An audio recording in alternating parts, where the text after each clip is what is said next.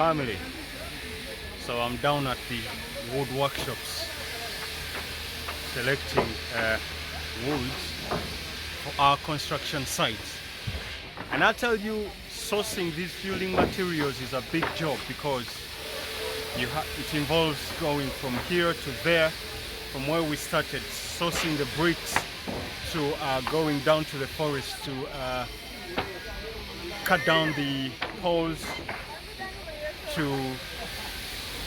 man, it's not easy, but we're on the job, we're working. Still going down at the hardware shops, guys, to source them hardware building materials. And right now we are loading iron sheets and wire mesh, gutters, ridges and everything. So while sourcing most of these building materials, especially from town, like as you see, I had a very tough decision to make because these hardware shops are mostly dominated by Indians, but there is quite a number as well of local brothers and sisters who own hardware shops here, but most of them, especially the big ones, even the production facilities, the production factories where they produce these iron sheets, gutters, and most hardware shops, most hardware building materials like the nails, like the cement, are run and operated by Indians. So this morning, while sourcing that stuff, I had a very tough decision to make because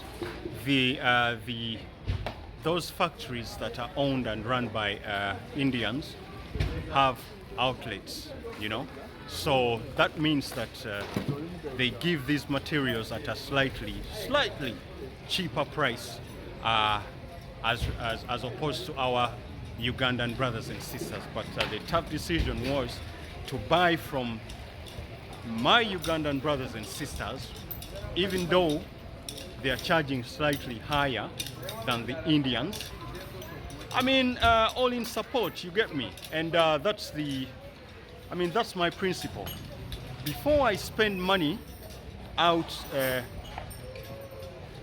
at shops or sellers who are non-Ugandans and non-black, I first make sure that I cannot get the same products from my brothers and sisters who are Ugandans, who are black, you know what I'm saying? And this is to support my people of my kind. So anyway, we're still sourcing hardware building materials. And thank you for watching.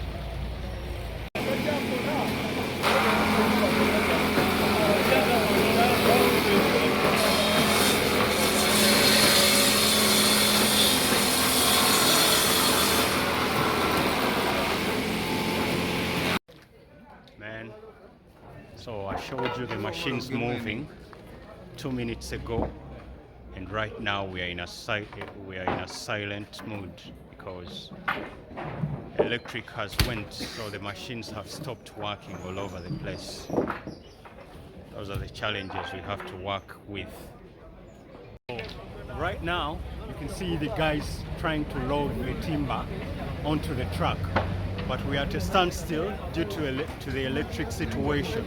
So the driver is telling them that he needs extra money to help them take the timber to another workshop where there is electric to, I don't know what the process is called, but there is some kind of finishing that needs to be done.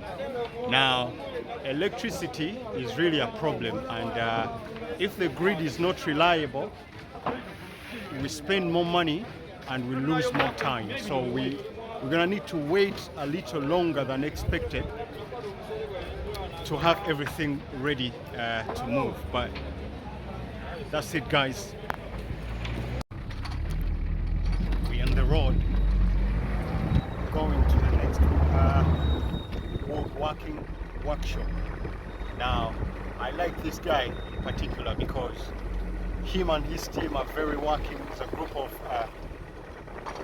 he has a group of hard-working men, because when electric went out at that section of town where his workshop is, he could have simply said no, let's wait for electric to come back, whether that could have been the next day or several hours later. But he said no, he worked really quick and thought first to look for another workshop around town where we could go and do the finishing work on our wood. So big up to his man all day. Talk to my people, brother. Tell them to subscribe to Mugi's Corner. What is your name? Umar. All right, his name is Umar, people. So if you're looking for some wood or some furniture in Jinja, hit my man up, Umar. Big up. Yes, like I told you people, when electric, you know, we constantly experience electric cuts in town, where several sections and parts of town electric goes off, while in another section or part of town there is electric. So man, the authority, the people in charge of supplying electric need to do better, because now my man Umar is gonna have to pay higher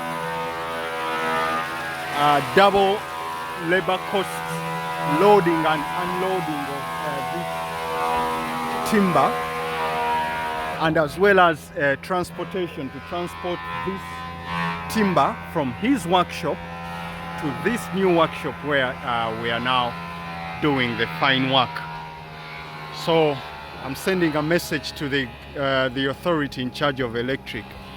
Make that grid stable, stabilize the grid. Hashtag make the grid stable.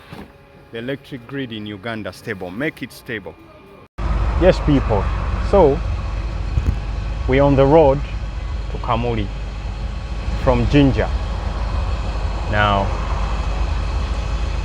Kamuli town or Flower Town is approximately 58 kilometers from Jinja, and our farm is 22 kilometers from Kamuli town. Now that is 80 kilometers from Jinja, that our farm, you know, the distance between Jinja and our farm is 80 kilometers. Now, I came to Jinja to buy these hardware materials, the wire mesh, iron sheets, gutters, ridges, and mention them, some wood as well, the fascia boards, the wood to work as fascia boards.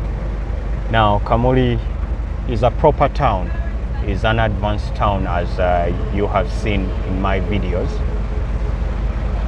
We actually made one stop to fuel, to top up on our fuel. Now, Kamuli is an advanced town, it's a developed town, and you can find all these building materials there. But the reason why I decided to come to Jinja is now this is very important in Uganda, all right? Big up my man, all right? We'll give him a name, the transporter. Big up all day long. Now, my experience is, this is an interesting fact, that while buying these building materials and other products or commodities in general, you will find that okay, let me start by saying this. While sourcing building materials, you need to make sure that you buy locally. You buy locally because that saves you on transport. You know, the transport costs to bring the construction materials to your building site. However, this is also important to note that in Uganda, prices vary. Some prices of materials vary with proximity from town. Now, most, what do you call them? What do you call them? Let's call them warehouses. for these building materials, like the iron sheets, like what I bought today, are in town centers. All right, so you will find that you pay higher for the same building materials in a town, in a smaller town, further away from the bigger town. Like, I'll give you an example. If you're buying iron sheets in Kamuli, trust me, you pay higher than the price you pay in Jinja, because they are hardware shops but not warehouses for these for the factories, like the factories that make iron sheets and wire mesh and this and that. You find yourself that they have what do you call them? Man, I keep losing words. They have warehouses in Jinja, but they don't have warehouses in Kamuli. So hardware shops from Kamuli come to buy from Jinja and then go and sell in Kamuli. So that means that you pay higher in Kamuli than what you pay if you're buying directly from